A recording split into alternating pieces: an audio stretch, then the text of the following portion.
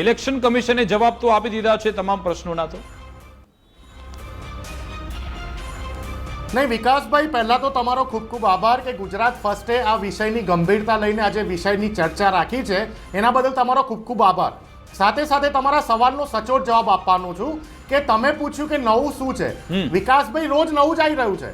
અને રાહુલજીએ જ્યારથી આ પ્રેસ કોન્ફરન્સ કરીને કીધું છે કે ના માત્ર કર્ણાટક, બિહારમાં પણ રાહુલ ગાંધીજીએ સભામાં બોલ્યા છે કે આખા ભારત દેશની તમામ જગ્યાઓ પર અમે આ વોટ ચોરીનો પર્દાફાશ કરીશું, ત્યારે માનનીય અમિત ચાવડા સાહેબે પણ અગાઉ પણ કીધેલું કે અમે ગુજરાતમાં પણ રાહુલ ગાંધીજીએ જે વોટ ચોરીની વાત કરી છે એનો પર્દાફાશ અમે ગુજરાતમાં કરીશું. ને આજે પર્દાફાશ કર્યો અને તમે જુઓ કે આ પર્દાફાશ થયા પછી ભારતીય જનતા પાર્ટીના ખેમામાં ભૂકંપ મચી ગયો છે.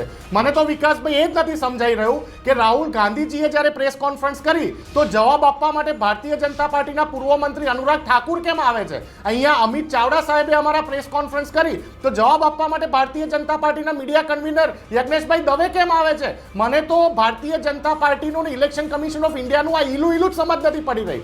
અરે તમને કેમ કરંટ લાગે છે? જવાબ આપવા દો ઇલેક્શન કમિશન ઓફ ઇન્ડિયાને.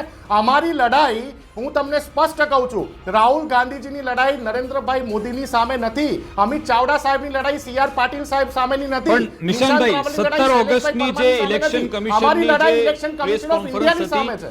મુખ્ય ચૂંટણી કમિશનર જ્ઞાનેશ કુમારે એક પ્રેસ કોન્ફરન્સ તમે સાંભળી છે, એમણે તમામ જવાબ આપ્યા કે ભાઈ જીરો સરનામું કેવી રીતે હોઈ શકે. તેમણે કહ્યું ઘણા બધા લોકોના ઘર હોતા નથી. તેમણે કહ્યું કે ભલે એક કરતા વધારે આઈ કાર્ડ હોય પરંતુ મત તો તમે એક જ આપી શકશો.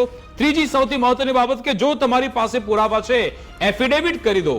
કેમ એફિડેવિટ કરવામાં નથી આવતી? કેમ ફક્ત પ્રેસ કોન્ફરન્સ કરીને દાવો ઠોકી દેવામાં આવે છે? વિકાસભાઈ, તમારા સવાલની અંદર 3 સવાલ હતા, મને 30 સેકન્ડ વધારે આપજો. વિકાસભાઈ, હું ખૂબ જ રિસ્પોન્સિબિલિટીથી કહું છું કે જ્યારે જ્ઞાનેશ કુમાર ગુપ્તાજીએ પ્રેસ કોન્ફરન્સ કરી ત્યારે તો ભારત દેશને અને મીડિયાને ખબર પડી કે જ્ઞાનેશ કુમાર ગુપ્તાજી જ આપણા ઇલેક્શન કમિશન ઓફ ઇન્ડિયાના મુખિયા છે. એના પહેલા તો ખબર જ નથી, કોઈ પ્રેસ કોન્ફરન્સ કરતું જ નતું ઇલેક્શન કમિશન ઓફ ઇન્ડિયા. એમને એવું કીધું કે તમે એફિડેવિટ કરો. તો મને એક વાત સમજાવો, અનુરાગ ઠાકુરે પણ આ જ વિષયને લઈને વોટ ચોરીની વાત વાયનાડની હોય કે રાયબરેલી હોય કે અમેઠીની હોય કરી કે ના કરી, તો એમની જોડે કોઈ એફિડેવિટ કેમ ના માંગ્યું?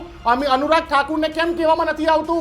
કેમ માત્ર ને માત્ર વિરોધ પક્ષના નેતા રાહુલ ગાંધીજી જે જનનાયક છે, જે લોકસભાના ઓફિશિયલ એલઓપી છે, લીડર ઓફ ઓપોઝિશન છે, એમની પાસે કેમ એફિડેવિટ માંગવામાં આવે છે? કેમ આ ડિસ્ક્રિમિનેશન કરવામાં આવે છે? સાથે તમે ઝીરોની વાત કરી.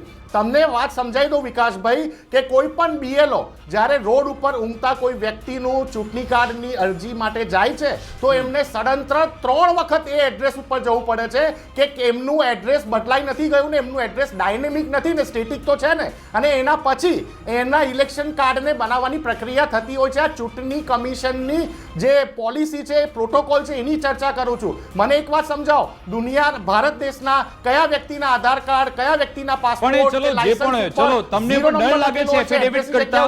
કાયદાકીય ચુંગાલમાં ફસાશો, તમને એવું લાગી રહ્યું છે કે તમારો દાવો તમારો ખોટો થશે એટલા માટે? મારી વાત સાંભળો વિકાસભાઈ. વિકાસભાઈ, અમે તો ઓપનલી કહીએ છીએ, આ ચેલેન્જ સ્વીકારીએ છીએ કે જો રાહુલ ગાંધીજી, અમારા અમિત ચાવડા સાહેબ 1% પણ ખોટું બોલ્યા હોય તો ઇલેક્શન કમિશન ઓફ ઇન્ડિયા કાર્યવાહી કરે. આટલા બધા દિવસો વીતી ગયા, કેમ કાર્યવાહી નથી કરી રહ્યું? એ થોડી ઇલેક્શન કમિશનની સત્તા, એ તમારી સામે શું કાર્યવાહી?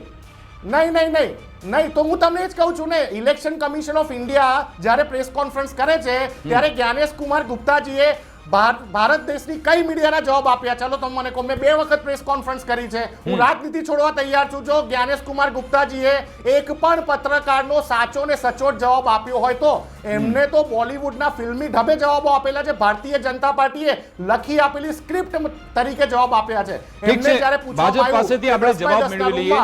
80 વોટર કેવી રીતે હોઈ શકે? એનો કોઈ જવાબ નહીં. કોઈ જવાબ નહીં એનો. બિલકુલ.